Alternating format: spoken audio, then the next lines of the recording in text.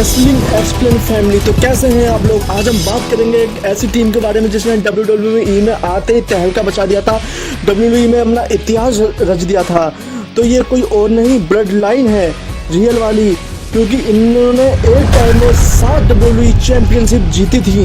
इनका रिकॉर्ड अब तक कोई नहीं तोड़ पाया है, क्योंकि किसी भी टीम ने WWE में आज तक 7 WWE चैंपियनशिप एक साथ नहीं जीते हैं। यह सिर्फ ब्लड लाइन ने करके दिखाया है, जिसमें 5 सुपरस्टार और एक वाइस मैन मैनेजर जिसका नाम पॉल हेमन है।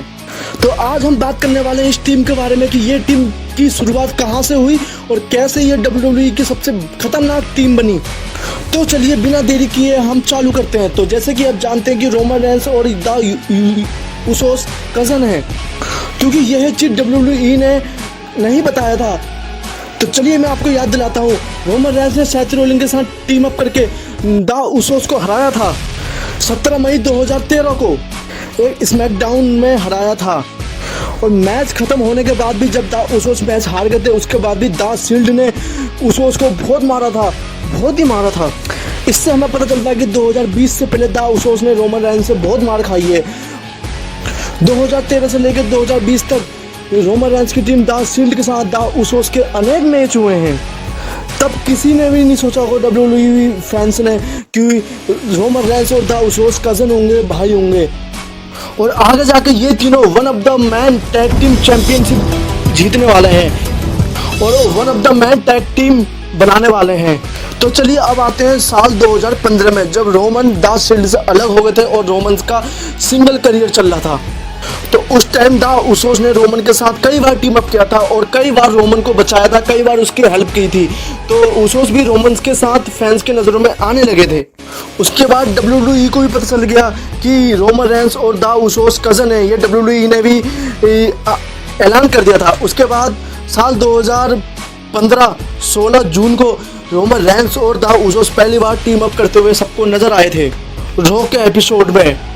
तो चलिए अब आते हैं साल 2020 में, जब किंग कोर्बिन और डोल्फ जिगलर रोमन्स के ऊपर मिलकर अटैक कर रहे थे। तब द उसोस एक नई लुक में सबको दिखाई दिए थे और उन्होंने अपने भाई रोमन रेंस की मदद करी। फिर साल 2020 में कोविड से पहले रोमन रेंस रेसलमेनिया 36 में नहीं जा पाए कोविड की वजह से और अपना मैच नहीं कर पाए, इसलिए रोमन रेंस WWE से चले गए। और फिर 23 अगस्त 2020 को पूरे 5 महीने के बाद रोमन रेंस रिटर्न आए एक अलग एटीट्यूड के साथ, और रोमन्स ने आते ही अटैक किया द यूनिवर्सल चैंपियनशिप द फिंग के साथ और ब्राउन स्ट्रोमन के साथ अटैक किया उन्होंने। रोमन फिर हो गए हिल टर्न। फिर उसके बाद रोमन रेंस ने द पॉल हेमन को अपना मैनेजर बना लिया। फिर रोमन ने पे बैक 2020 में यूनिवर्सल चैंपियनशिप भी जीत ली, जो रोमन अभी 20 में फिलहाल रेसलमेनिया में हार चुके हैं। 5 साल तक अपने पास उन्होंने रखी चैंपियनशिप। फिर उसके बाद जे उसोस को पता नहीं क्या हुआ, जे उसोस रोमन रेंस को एक्नोलॉजी नहीं करना चाहते थे, जिसके लिए रोमन्स ने जे उसोस के साथ एक मैच रखा। अगर रोमन्स वो मैच हारते हैं तो उन्हें जे उसोस की सारी शर्तें माननी पड़ेंगी, अगर जे उसोस रोमन से मैच हारते हैं तो उन्हें रोमन्स की सारी शर्तें माननी पड़ेंगी। इसलिए रोमन और उसोस का एक मैच सेट हुआ हेल इन अ सेल में, और यह एक आइक्यूड मैच था। इस मैच की स्थिति ऐसी थी, अगर इसमें रोमन जीतते हैं तो उन्हें जे उसोस की गुलामी करनी पड़ेगी, और जे उसोस जीतते हैं तो उन्हें रोमन की गुलामी करनी पड़ेगी। और हेल इन अ सेल मैच में रोमन रेंस की लाखों कोशिशों के बाद भी द उसोस हार नहीं मान रहे थे। उसके बाद रोमन रेंस जे उसोस को देख के रोने लगे, उन्हें एहसास कराने लगे कि तू मेरा भाई है, तुझे मारते हुए मुझे अच्छा नहीं लग रहा है।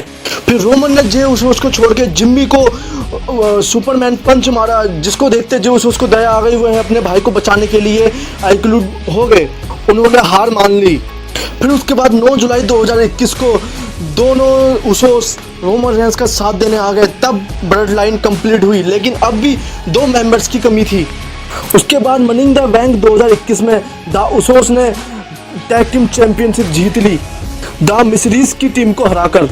फिर रोमन ने अगले साल रेसलमेनिया 38 में WWE और यूनिवर्सल टाइटल जीतकर खुद को अनडिस्प्यूटेड चैंपियनशिप बना दिया। फिर रोमन चाहते थे उसके भाई द उसोस भी अनडिस्प्यूटेड चैंपियन बने। फिर रोमन ने द उसोस का मैच फिक्स कराया रॉ चैंपियन RK ड्यूक के साथ, और फाइनली 2022 में मंडे नाइट स्मैकडाउन में उसोस ने RK ड्यूक को हराकर अंडर बूस्टर चैंपियनशिप जीत ली। अब टीम ब्लड लाइन के पास टोटल 6 बेल्ट आ गई थी। जब द ब्लड लाइन में ये सब चल रहा था तो सैमी जैन को ड्रू मैकिंटायर बहुत बुरी तरह मार रहे थे। तो Sami Zayn the Bloodline Roman Reigns के पास मदद लेने गए थे। तो कहीं ना कहीं रोमन रेंस की भी ड्रू मैकिंटायर से दुश्मनी तो रहती है, ये तो आपको पता ही होगा। फिर इसी तरह धीरे धीरे Sami Zayn team Bloodline के एक एक्स्ट्रा मेंबर बन गए। हालांकि जे उसको सैमी जैन पसंद नहीं थे, लेकिन जब रोमन रेंस ने सैमी जैन को ऑलरेडी यूज कह दिया, फिर सैमी जैन पूरी तरह ब्लड लाइन के मेंबर हो गए। फिर ब्लड लाइन के टी शर्ट भी पहनने लगे थे।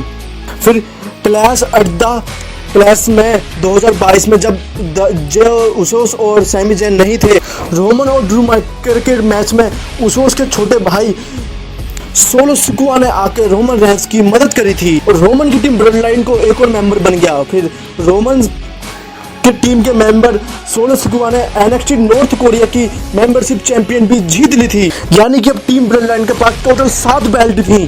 तो इस तरह टीम ब्लड लाइन पूरी कंप्लीट हुई। तो ये थी वन ऑफ द मैन। वैसे आगे यह टीम आगे और भी जलवा दिखाने वाली है, जिसका सारे WWE फैंस को वेट है। पर आप लोग बिना वेट किए कमेंट कर सकते हो कि आगे की नेक्स्ट स्टोरी आपको किसकी चाहिए या फिर किस सुपरस्टार की देखना पसंद करोगे।